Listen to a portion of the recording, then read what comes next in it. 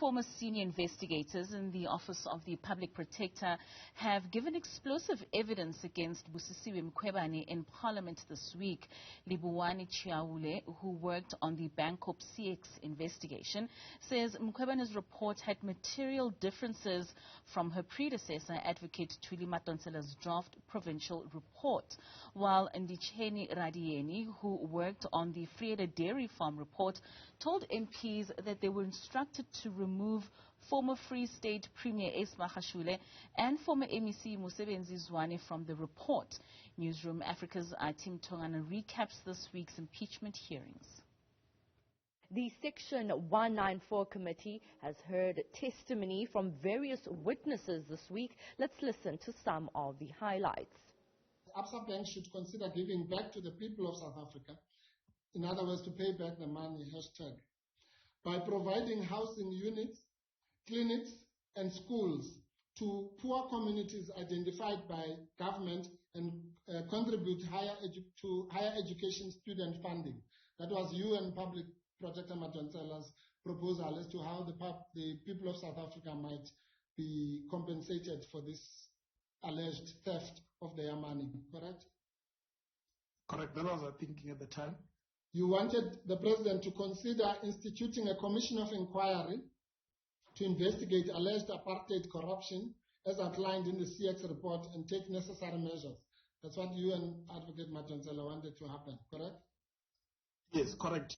But you also say in paragraph 45 that they were the PPSA officials that you were meeting with on that day were also asking you about the contents of the provisional report, and you couldn't really assist them in that regard because, as you say, in your view, the contents of the provisional report were materially different to the report that was left behind by Advocate Madonsela. Is that right? Correct. The PP will normally take a lead, and we didn't have much of the time to ask questions. The meeting proceeded rather by Mr. Magashule explaining to the PP what happened with the project and what did they do to try and address the issues raised by the Accountant General.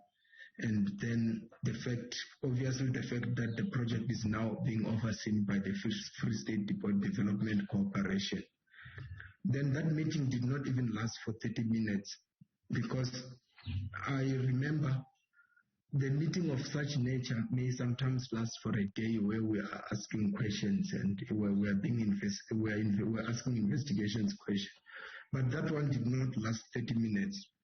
We were then requested to excuse ourselves with Mr. Mutupi, and then the Public Protector requested a personal assistant or the personal assistant to bring a fresh cup of coffee because she wanted to have a constructive meeting with the Secretary General. And it was then that we left the boardroom and we went back to our respective offices. And then the Public Protector remained with the Secretary General. My second last question is, how do you know the PP got a call from Zwanele Manyi of the ATM to console her? I was in the boardroom when the call came in. When Zwanele Manyi even offered that it was just after the Absa disaster. And he even offered that some of us investigators can go, the PP can come to ANN7 and some other things. But I didn't take cognizance much of that call. It was not important to me. This week, the Public Protector's Legal Counsel also wrote to the chairperson of the committee requesting him to subpoena President Cyril Ramaphosa to come and provide oral evidence. This after President Ramaphosa declined Advocate Mkhwebane's request to voluntarily appear before the inquiry. The hearings will resume next week, Wednesday, with a new witness. For Newzroom Africa on Channel 405, I'm Athi Mtongana in Parliament.